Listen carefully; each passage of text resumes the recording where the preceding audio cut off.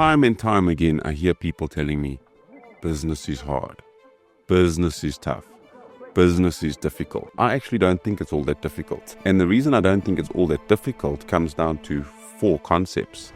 Focus, what you focus on, outcomes, being in your business first, being on your business, understanding what to double in your business, and the last one, which is the most important one, is people, passion, profit. If you're new to the channel, I'm Elton. I'm the founder of Most Effective. I've run a 400 people business doing over $100 million a year. In the next couple of minutes, we're going to go over those 4 concepts I mentioned earlier that will change the way you do, see, and run a business. So let's go down to the first one, which is focus. Focus nowadays is something that's thrown around.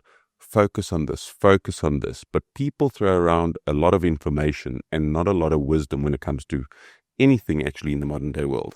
So let's try and get some wisdom out of what I mean by focus. Focus means what you put your energy, mindset, and effort towards is what will drive a result that you're looking for. Next of focus here, I'm going to split it into 2 areas, outcomes and operations.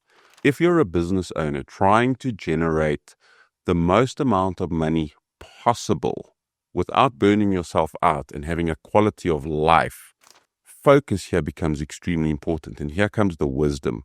If you focus on outcomes, write down a target, a number. For interest sake, let's say $10 million. If you're focused on the $10 million and what can you do to achieve $10 million, what are the key levers in your business that will produce $10 million? Where most people land up focusing on operations in a business. How do I open it? How do I clean it? How do I look after my staff? How do I make sure that the system's followed? How do I make sure that this process is followed? You can pay people to look after those. You can also put a process in to make sure that people look after those areas very, very well. But if you don't focus on outcomes, outcomes are what drive a business. Focusing on outcomes are also a lot more fun than focusing on daily operations. The reason why people land up in daily operations is because it's easier and familiar. Your top CEOs in this world take on the hardest jobs.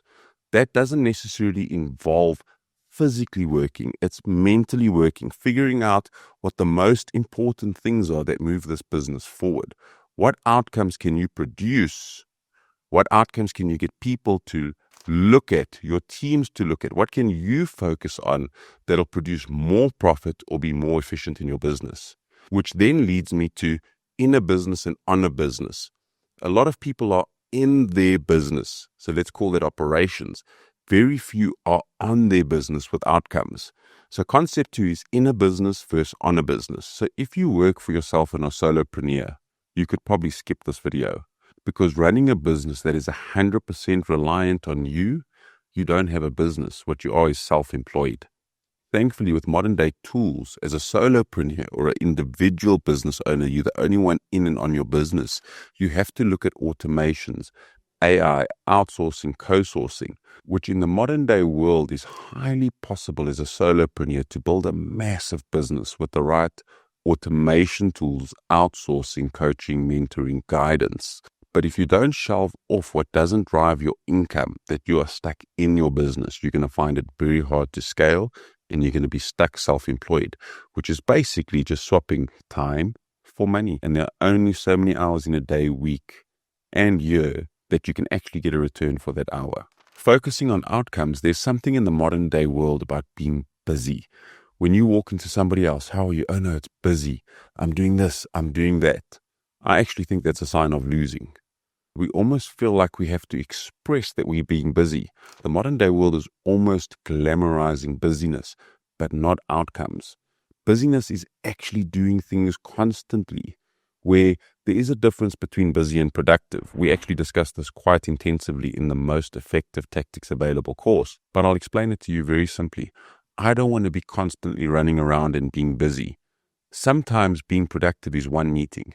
Being productive is sitting down, thinking about the problem, finding the best solution to the problem, not being anxiety, guilt-driven, busy.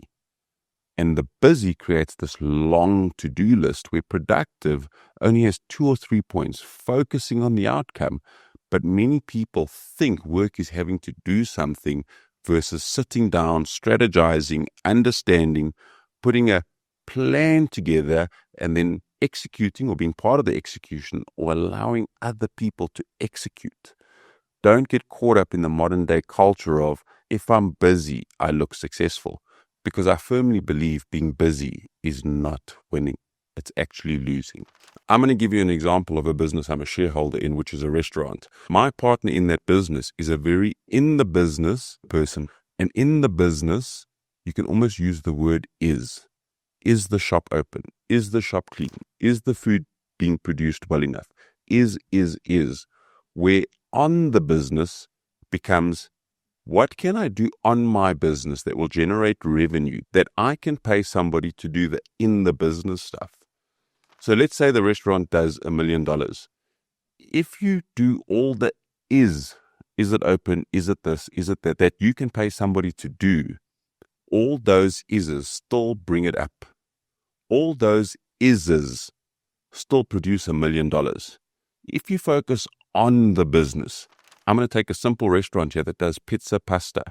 If you focus on catering, if you focus on upselling, if you focus on events, corporates, you can move the $1 million to $1.2 million.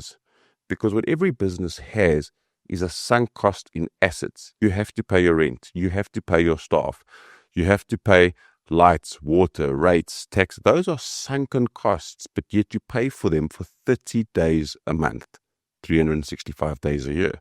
How do you generate the best return out of sunk costs? And the best way to generate returns out of sunk costs is get people to look after those sunk costs to the best of their ability while you focus on how do you take $1 million to $1.4 million. Like I said, catering, new product lines, upselling, events, corporates. So take 5 ways in which you can be on your business at $80,000 a piece. 80, 160, 240, 320, 400,000 across 5 areas of a business by being on the business while paying people to be in your business. This leads me on to doubling what's important, doubling what matters, doubling what makes a real impact. So you take your focus, the outcomes that you want, the in the business versus on the business mindset. And if you're going to be on your business, you want to double the things that make the most money. The best way I can explain it is I had 2 sales managers. Each sales manager was responsible for about $40 to $60 million a year. Each of those teams had high performers and low performers. So let's say I had 1 high performer per team that done $15 million and 9 average performers that done $15 million. Most businesses focus on the 9 average performers. But if I double 9 average performers that are doing $15 million, which takes a lot of effort, that's a lot of people to manage, I get $30 million. If I can take that one individual that's already a top performer and double their number, which is way easier, doubling one individual, putting your effort into where it counts. I take one individual from $15 million to $30 million. But people then say, what do you do with the other 9 people? We get people into a system, systems, processes, and even if I need a secondary sales manager to break out a 3rd team to focus on those people, so be it. So that brings me to people, passion, profit. So even your top performers, but you take those middle performers in any business and you overlay what a lot of businesses are lacking nowadays. Not many people are actually investing in their people, skilling them, upskilling them, getting them to do better. They almost want them just to follow a basic system, which leaves them 8 to 5, not very stimulated, not very passionate. Within that business that was doing $100 million, I put a philosophy in people, passion, profit. That if I have the best people that are passionate about what they do, I will produce a really good profit and a much easier profit. In the modern day world, what we're seeing a lot of is businesses just want the most return per hour from the employee. That mentality, that mindset is hurting you as the business owner, the leader, the manager. And earlier I said I ran a business with 400 people doing $100 million. How did I dominate the industry that is quite saturated in technology? Is driving the philosophy of people, passion, profit. When I done that, not just internal people, making them autonomous, giving them a purpose, telling them how important it is, upskilling them, identifying the skill gaps, where they need to grow to, making them the best people. What happened was externally, it created such a demand for wanting to work for Elton that I had the best pick of talent across almost an entire tech industry. In the banking sector, we were in the data center of the top banks. We were in the data centers of the top insurance companies. And that's a high pressure environment, but yet I had the pick of industry talent because the people that worked with me, notice I don't say for me, because we are with our people, we are with our teams. We just have different responsibilities. I'm responsible for their well-being, for company top line, for company revenue. That's just a responsibility bestowed upon me, even though I may be the owner of the business. Their responsibility is to deliver whatever they employed for. So I'm with them on the journey. I am no better, no less. They are no better, no less. That understanding not only allowed us to compete, but dominate market segments. So people, passion, profit. Let's tie this together as what I call the most effective tactics available. It's something I've always been passionate about, is there is a most effective way to do anything. And these 4 concepts are the most effective in moving you from business is tough, business is hard. And I'm going to tie it all together at the end here. Let's bundle these into the most effective in one statement. If you focus on the outcomes of your business by being on your business, not in your business, doubling the areas that make the biggest impact with the best people that are passionate about what they're doing, you will produce a great profit. And that moves you from business is hard, business is tough, to business is easy. I know exactly what I need to focus on. I know exactly what I need to double. I need to find the best people to work both in and on my business.